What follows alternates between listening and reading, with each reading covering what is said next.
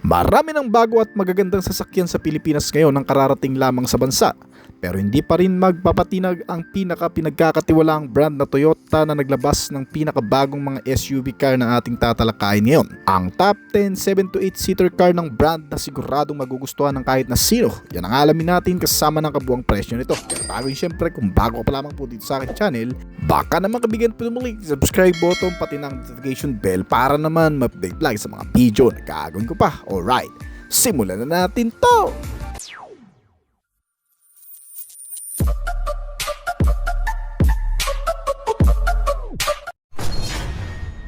Toyota Fortuner. Walang kupas at nananatili pa rin isa sa pinakamagandang sasakyan sa Pilipinas ngayon. Ang Fortuner ay isang maaasahang SUV mula sa Japanese brand na matagal nang pinagkakatiwalaan ng maraming mamamayan. Ito ay kauna-unahang inilabas sa Pilipinas noong year 2005 hanggang ngayon sa kasalukuyan ay nananatili pa ring numero 1 na pinakamabiling sasakyan ng brand. Idinisenyo ito para magamit sa parehong field, kaya ng city driving at off-roading, at mabibili sa 5 klase ng variant na pagpipilian, kasama ang iba't ibang kulay nito na available din sa alinmang 2-wheeler drive at 4-wheel drive train configuration. Marami nang napatunayan itong SUV hindi lang basta tinangkilik dahil sa quality at external style. Ito kasi ay nagbibigay din ng magandang quality, performance, durability at efficiency na para sa marami ay hindi mapapantayan pa ng ilang mga kasabayan. Na-maintain pa rin ng bagong Fortuner ang signature rugged SUV profile nito, ngunit mas naging moderno at dynamic aesthetic.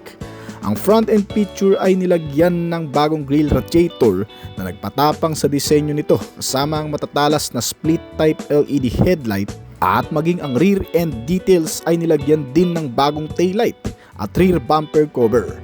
Ang Toyota Fortuner ay pinapagana ng 2.8-liter turbo diesel 4-cylinder engine na kaya magbigay ng 201 horsepower at 3,000 to 3,400 RPM at may maximum torque na 500 Nm sa kada 2,800 RPM na ipinare sa isang 6-speed manual o automatic transmission case na gumagawa naman ng bilis na umaabot sa 180 km/h. Ang interior base nitong modelo ay may 2 hanggang sa 3 row seats na nilagyan ng 7 upuan. Kasama ang modernong gamit gaya ng infotainment touchscreen na may wireless Apple CarPlay at Android Auto connectivity features, voice control, push start ignition at front seat ventilation system.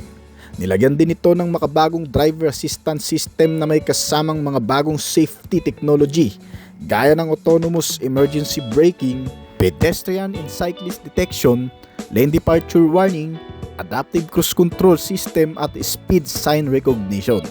Bukod sa mga dati ng safety features nitong modelo na hill start assist vehicle stability at traction control, ito ay mas naging ligtas pa gamitin ngayon. Lalo pat nilagyan na rin ito ng Toyota Safety Sense o TSS features na magbibigay din ng active safety technology para mas lalong maging ligtas ang driver at pasahero nito. Nilagyan ito ng 80 liters at kumukonsumo ng hanggang sa 13 km per liter. Ang Fortuner ay may sukat sa haba na 4,795 mm at kabuang taas na 1,835 mm at lapad na 1,855 mm para magbigay daan sa maluwang na cabin para sa mga tao at kargamento, na may estimated price mula sa 1.8 million hanggang sa 2.7 million sa Pilipinas.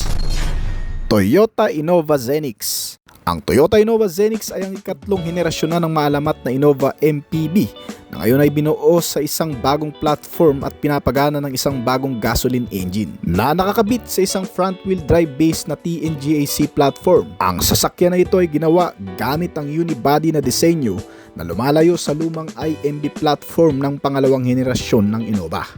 Nilagyan ito ng 2 pagpipilian sa makina. Ang 2.0 liter na M20 AFKS petrol engine at ang 2.0 liter na M20 FXS na petrol hybrid engine. Ang Zenix ay wala ng opsyon sa diesel at manual na transmission dahil puro automatic transmission type na ang ginamit dito. Official lamang itong inilabas sa merkado ng Pilipinas noong 2023, kaya mainit-init pa sa marami ang dala nitong mga katangian at gamit. Simula sa mga sukat, ang Zenix ay may 4,760 mm na haba at 1,850mm na lapad, na bahagyang mas mahaba ng 20mm sa Innova at mas malapad din ng 15mm. Gumagamit din ang modelong ito ng isang 17-inch hanggang sa 18-inch na alloy wheels at mas naging maskulado at boxy ang itsura nito. Exclusive sa Q hybrid na variant nito ang mga naka-LED na daytime running light, over fender at chrome body accent.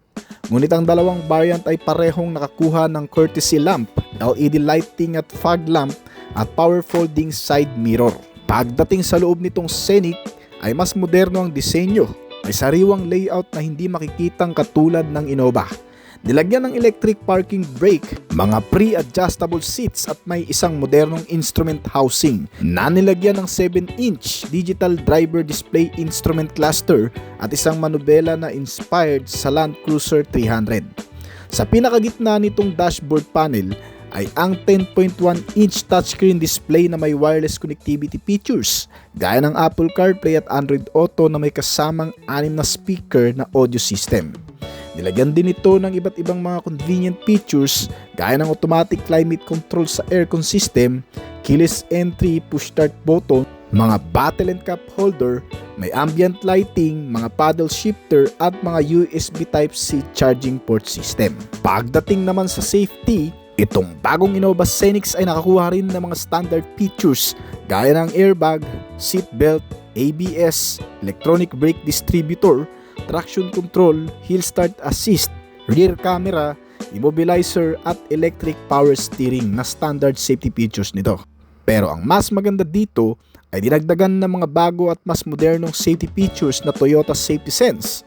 Kasama sa comprehensive suits na ito ang ilan sa mga bagong features gaya ng dynamic radar cruise control, blind spot monitoring, rear cross traffic alert, rear seat belt reminder at 360 camera kasama ang mga parking sensor na may kasama pang reverse camera.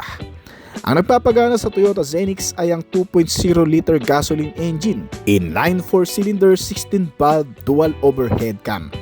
Para sa hybrid na variant nito ay nilagyan ng nickel metal hybrid at secondary engine fuel type na electric na may kakayahang gumawa ng 172 horsepower hanggang sa 183 horsepower at maximum torque na 393 Nm. Ang bilis nito ay umaabot sa 190 km/h. May fuel tank capacity ito na 52 liters at kumukonsumo ng 16 to 18 km/L. Nagkakahalaga itong bagong Toyota Scenic mula sa estimated price na 1.6 million pesos hanggang sa 1,959,000 pesos sa kasalukuyan. Toyota Land Cruiser Prado. Ang 2025 Toyota Land Cruiser Prado ay opisyal lang dumating sa Pilipinas. Isang gwapong SUV ng brand na pwedeng-pwede sa halos lahat ng klase ng terrain. Ang presyo nitong Prado ay may estimate na 4,800,000 pesos. Luxurious at powerful na aasahan natin mula sa Land Cruiser lineup.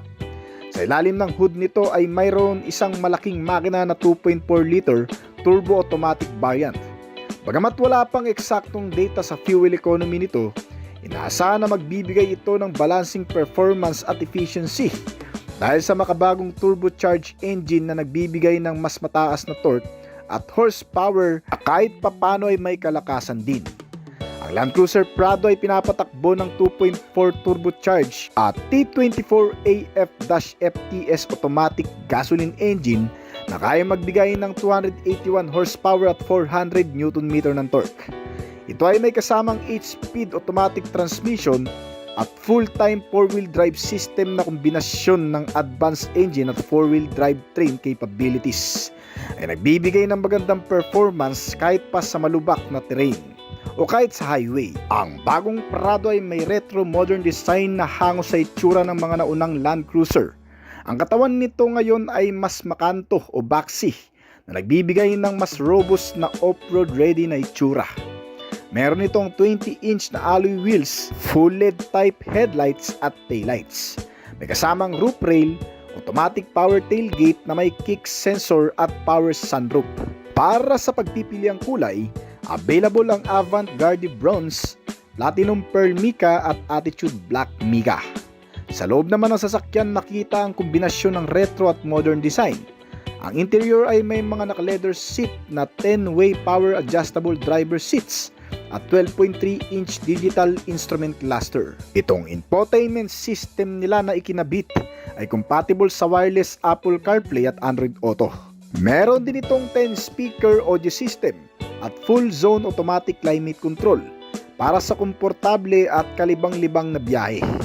Bilang bahagi ng advanced safety features ng Toyota, meron itong Advanced Toyota Safety Sense Suite kasama ang pre-collision system, lane departure alert, dynamic radar cruise control at blind spot monitor.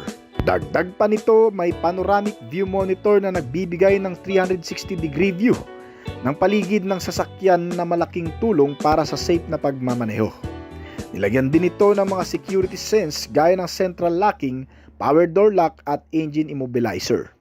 Ang Toyota Prado ay may fuel tank na 87 liters at nagkakahalaga sa estimated price mula sa 3,665,000 pesos hanggang sa 4,800,000 pesos dito sa bansa. Toyota Veloz ay ang pangkaragdagang entry ng Toyota Philippines sa crossover SUV segment sa bansa na may 7-seater. Ito ay halos kapareho ng disenyo ng Toyota Avanza, ngunit may mas matapang na front fascia at mas advanced na mga katangian mula sa loob at labas, maging sa mga safety and security features nito. Tulad ng kapatid nitong MPV na Avanza, ang Veloz ay pinapagana din ng 1.5 liter na natural aspirated na gasoline engine na nagbibigay ng sapat na lakas sa mga gulong sa harap sa pamamagitan ng CVT-type transmission nito na kayang gumawa ng 105 horsepower at 6,000 RPM at 138 Nm sa kada 4,200 revolution per minute ng torque. Available ito sa dalawang trim level at ibinibenta ng Toyota bilang isang mainam na sasakyan para sa mga batang profesional, sa mga may kakayahang makabili at maka-afford at may malakihang pamilya. Kaya nitong tumakbo sa bilis na 175 km/h at kumukonsumo ng 18 km per liter. Inilaunch ito sa Pilipinas noong 2022 bilang premium version ng Avanza, ngunit gumagamit pa rin ng ilang mga katangian mula sa Avanza, gaya ng unibody construction na may kasamang matitibay na suspension sa front na MacPherson strut at rear suspension na torsion beam na may kasamang mga nakadist na preno sa kabuuang 4 na gulong nito. Nakakuha rin itong modelo ng electronic parking brake na may auto hold function. Itong Veloz, gaya ng Avanza, ay gumugulong din sa Toyota New Global Architecture Platform o mas kilala sa tawag na TNGA platform. Ang pangkalahatang layout ay nagbibigay daan para sa kaligtasan at modularity sa pagitan ng mga modelo. Ang Veloz ay nakakuha din ng 17-inch size na gulong na mas nagpataas ng ground clearance size nito. Ang bagong modelong ito ay mayroong 9-inch touchscreen na head unit sa loob na may Android Auto at Apple CarPlay connectivity features. May USB, Bluetooth at 6 na speaker at mga USB charging socket na nakakalat sa loob. Nasinamahan pa ng auto climate control system para sa komportableng pagsakay ng 7 tao, kabilang ang 7 upuan na foldable at de-adjustable. Ang Toyota Veloz ay nakakuha rin ng mga modernong safety features gaya ng Toyota Safety Sense na binubuo ng blind spot monitoring, rear cross traffic alert, automatic high beam, lane departure warning, 360-degree view camera, electronic folding mirror at may paddle lamp pang kasama. Sa exterior ay meron itong front end na gaya ng Avanza na honeycomb pattern grille radiator at LED headlamp system na may kakaibang disenyo at hugis, na may kasamang LED daytime running light, pero mas sporty at mas kumpleto ang dami ng mga accessories na ikinabit dito kumpara sa Avanza, na may kasama pang body cladding, roof rails na nagpapaganda ng itsura at aerodynamic nito. Pagdating sa dimension, may fuel tank capacity itong Veloz na 43 liters at haba na 4,475 mm. May lapad ito na 1,775 mm at taas na 1,700 mm. Ang ground clearance size nito ay umaabot ng 190 mm at nagkakahalaga sa estimated price mula sa 1,104,000 pesos hanggang sa 1,262,000 pesos sa Pilipinas. Toyota Innova. Ang Toyota Innova ay isang compact MPV at isa rin sa pinakamabiling sasakyan ng Toyota Motor Philippines. Naging sikat itong modelo sa pagiging matibay at maaasahan ito sa kahit anong biyahe. Isang simple at matipid na klase na 7-seater na nilagyan ng malakas na capacity sa engine, na kinabitan ng manual at automatic transmission case na nagbibigay ng sapat na power para mailabas ang natatanging lakas ng output na 174 horsepower at 360 Nm ng torque. May kabuuang 2.8 liter na displacement sa engine at may 16-valve 4-cylinder dual overhead cam, kaya ang bilis ay umaabot sa 180 km/h. May fuel tank capacity itong Innova na 52 liters at kumukonsumo ng 16 km/liter. Ikatlong generation na ng Toyota Innova na kinabitan ng IMB platform kasama ang matitibay na under chassis at suspension system nito. Nakalimitang pinupuri ng maraming mamimili dahil sa tumatagal at napaka-reliable na klase. Ang interior ay kayang pasukin ng 7 hanggang sa 8 tao na sinamahan pa ng mga komportabling seats, malamig na aircon system, ambient lighting para sa top-end model at mga console packet. Meron itong 7-inch infotainment system na may Apple CarPlay at Android Auto na nilagyan din ng Smart Device Link para makita rin sa infotainment screen nito ang application sa cellphone.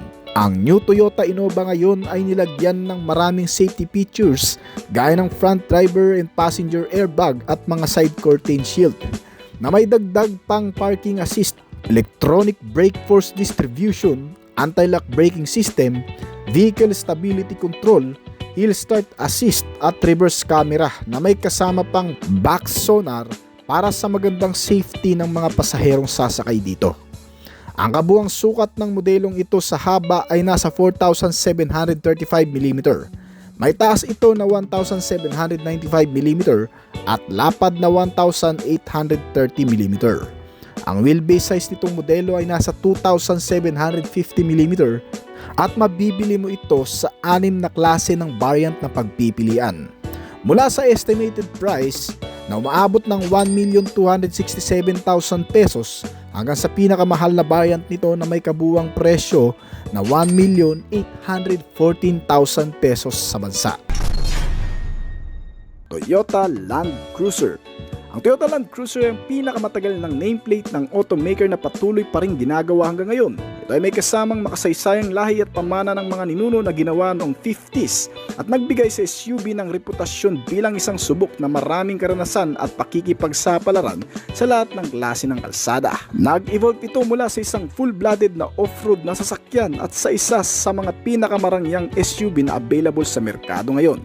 Madalas ginagamit sa security at for safety purpose, opisyal man o yung mga may kakayahang maka-afford sa modelong ito. Noong year 2021, tahimik na inilunsad ng Toyota Philippines ang Land Cruiser sa 2 klaseng variant nito. Walang mga pagpapakilala o launching ang naganap. Para sa isang malamat na nameplate, ang LC300 ay pinapagana ng 3.3 liter diesel engine, 6-cylinder, 24 valves at dual overhead camshaft na makina. Ang mill nito ay pinari sa isang 10-speed na automatic transmission na gumagawa ng 302 horsepower sa kada 4,000 RPM at 700 Nm ng torque sa kada 1,600 to 2,600 na RPM. Malakas ang hatak nito na nag-average ng 190 km/h. Ang bawat suspensions nito mula sa harap at likod ay matitibay at matatag.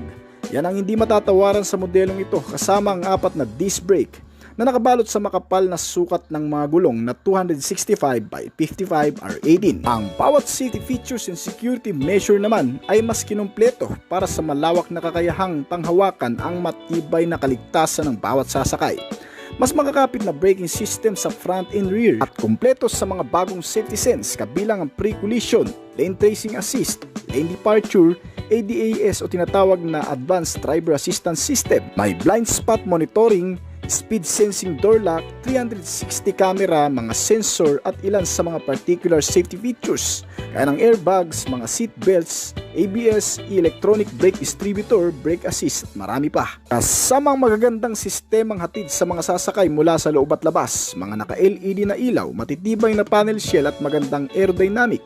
Binahagian din ito ng mas malawak na sukat. Ang interior base ay may dalawang captain seats, mga naka-leather cover at adjustable pa at komportableng upuan. At para sa mga accessibility, nilagyan ng 12.3-inch infotainment system na naka-Apple CarPlay at Android Auto. May 10 speaker at Bluetooth connectivity para sa mas magandang audio sounds. Ang maluwag na legroom pati compartment base nito na sinama ng malakas na air conditioning ay mas pinapanatili ang kaginhawaan ng pagsakay. May tuturing isa sa pinakaligtas na klase ng sasakyan sa bansa na nagkakahalaga ng 5,340,000 pesos hanggang sa 5,732,000 pesos sa pinakamataas na klase nito. Toyota Alphard. Ang karangyaan at kaginhawaan ay dalawang bagay na magkapares at ito ay konektado sa isang carrier ng mga tao kagaya ng Toyota Alphard. Isang klase ng modelo na naglalaman ng maraming katangian mula sa loob at labas at matagal na rin sa bansa ang modelong ito. Gawa pa rin ng Japanese car automaker na Toyota Motors. Ito ay mas malaki kumpara sa ilang mga SUV, AUV gaya ng Toyota na Fortuner, Innova at iba pa. May 7 to 8 seating ang capacity at sa loob makikita ang napaka-luxury ng mga nilalaman nito. May 4 na captain seats na automatic adjustable para sa mga senior citizens, PWDs na may kondisyon o nahihirapan ng tumayo at umakyat sa sasakyan. Mga naka-leather seat na rin ito at komportable pa. Bagay na magugustuhan ng mga taong naghahanap ng pampamilyang sasakyan. Ngayon sa bagong update nitong modelo ay mas pinaigting ang pagiging futuristic na katangian mula sa loob at labas nito. Gaya ng pinanipis na LED headlight kasama ang napakalaking front radiator grille na inspired sa charging Vulse Power Presence. Full chrome accent na nagbibigay ng full force luxury presence. Bilang din ang rear combination na LED type na rin. Ang Toyota Alphard ay pinapagana ng isang 2.5 liter gasoline engine, inline 4-cylinder 16-valve dual overhead camshaft na makina na sinamahan ng permanent magnet synchronous at battery type na NI-MH. Sa kabila ng malaking sukat na dimensyon, ito ay nagtataglay pa rin ng katipiran sa konsumo dahil kaya nitong umubos ng 1 litro sa loob ng 19 km na layo.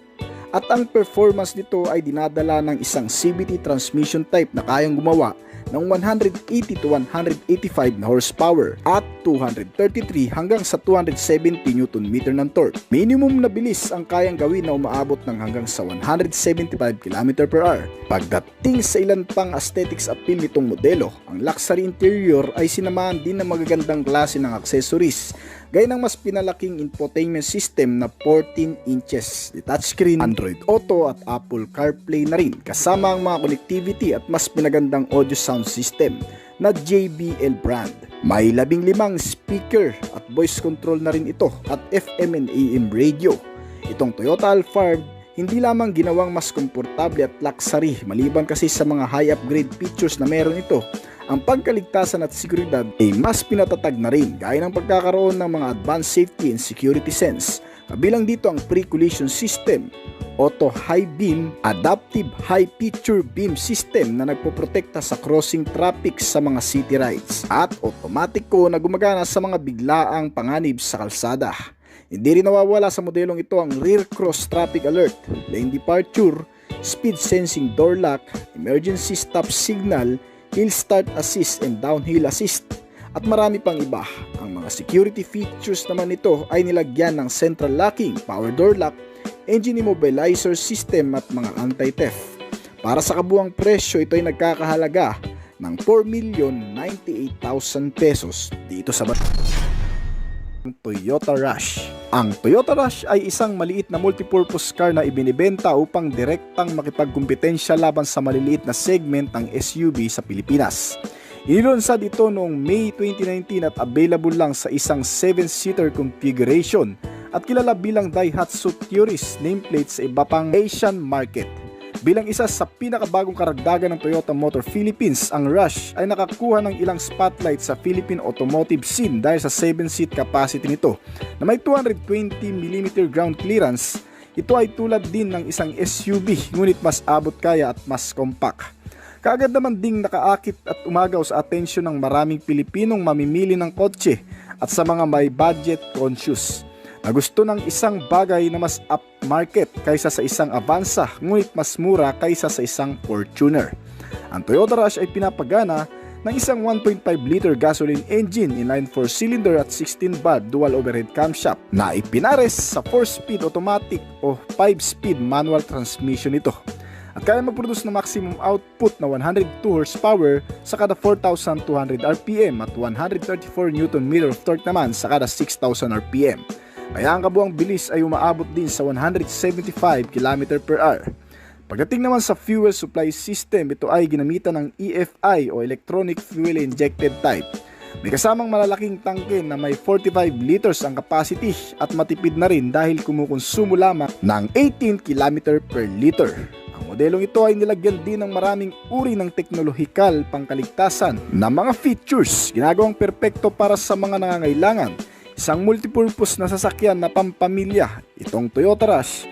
Pagdating sa pagiging convenient, comfortable, reliable at safe, yan na marahil ang try and tested na ng marami. Dahil sa ilang pagkakatulad din sa estilo, laki at kapasidad ng pag-upo nito, ang Rush ay karaniwang inihahambing din sa Mitsubishi Expander at Honda BRB. Bagamat pinapanatili nito ang titulong mas murang opsyon sa tatlo, nagkakahalaga lamang ng kabuuang presyo ng 1,052,000 hanggang sa 1,196,000 pesos.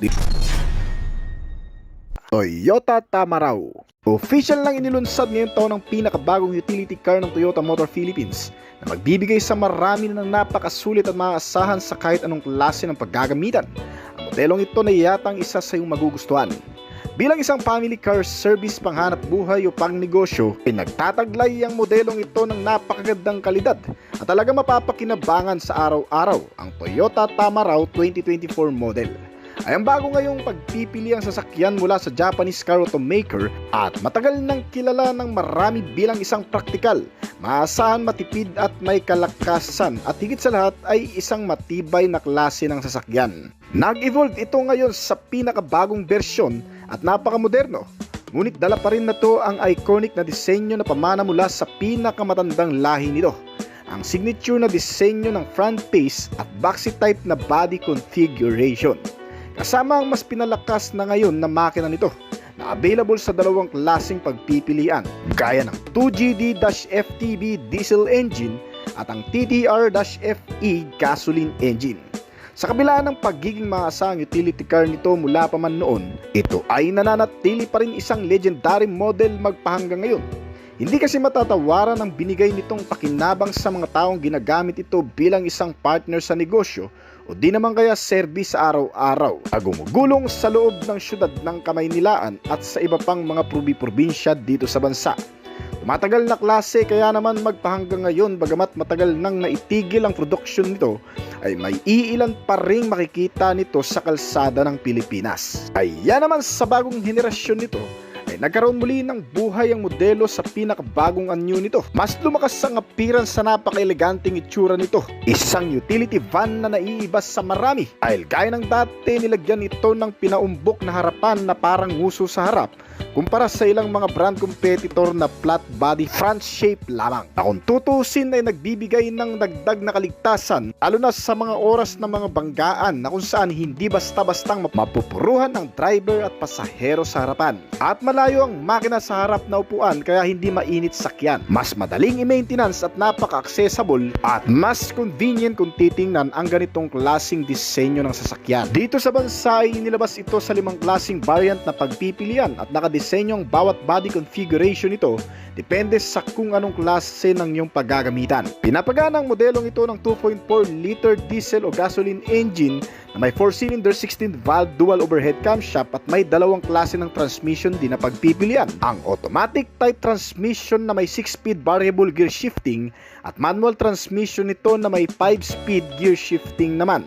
Gumagawa ng maximum output na 148 horsepower at 400 Nm ng torque. Ayan naman ang nagagawang estimated na bilis nito ay umaabot ng 170 km per hour o higit pa.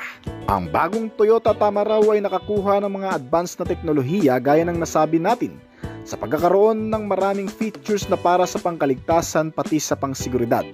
Meron itong dalawang concept design na pagpipilian, depende sa iyong magugustuhan. Gaya ng isang pickup truck na body type at isang with cabin na klase.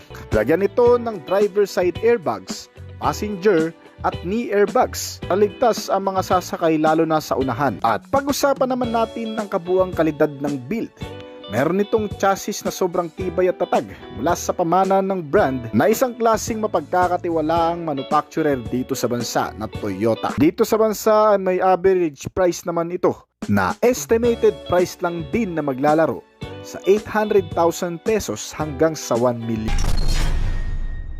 Toyota Avanza, isang affordable multipurpose vehicle na nagmula sa Japanese brand manufacturer na Toyota Motors. Ang modelong ito ay nagbibigay ng pag-asa sa mga taong gustong magkasasakyan sa murang halaga lang. Hindi matatawarang mga katangian mula sa loob at labas ang kayang ipamalas nito sa mga makakagamit. Ang Toyota Avanza 2023 model ay magagamit ng buong pamilya, hindi lang pang service, panggala o kaya naman ay pang business, pwede rin. Ang bagong facelift nito na inilabas noong 2020, mas naging modern ang image dahil sa frontal face design ng brand na inilagay dito ang mga daytime running light at naka-LED type na klase ng headlamp. Nagbibigay din ng kaligtasan sa madidilim na kalsada at kumukumpleto sa buong disenyo. Samahan pa yan ng LED type na tail lamp. Itong multipurpose car na Toyota Avanza ay pinapagana ng 1.5 liter gasoline engine in 9-4-cylinder, naka 16 valve dual overhead camshaft na makina na nakakonect sa fuel supply na electronic fuel injected type, front wheel drive automatic transmission na kaya mag-produce ng maximum output na 105 horsepower sa kada 6,000 RPM at 138 Nm of torque naman sa kada 4,200 RPM. May 43 liter fuel tank capacity din ito kaya mas maiging gamiting riding body sa long ride. Dahil ang nakukonsumo nito ay 1 litro lang sa kada 18 km na layo ng tinakbo. Isa pa sa ipinagmamalaki dito, bukod sa mga reliable suspensions ay ang mga safety features, security features at ilan sa mga sense technology na sobrang high-tech na talaga na inilagay sa modelong ito. Ang pagiging advanced ng brand pagdating sa mga teknolohiya ay inilalagay sa mga bagong modelo nito kagaya nitong Avanza na 2023 model. Isa sa mga pangunahing safety measure nito ay ang pagkakaroon ng ADAS o Drive Assistance System, blind spot monitoring at rear cross traffic alert. May malaking infotainment system na 8 inches at detached screen pa. Naka-Apple CarPlay at Android Auto na rin. Kasama ang multifunctional steering wheel na may instrument panel na analog type ay hindi naman mahihirapan balansehin ang mga information at notification na lumalabas dito. Para sa kabuuang presyo nito ay nagkakahalaga ng 833,000 pesos hanggang sa 1,059,000 pesos dito sa bansa.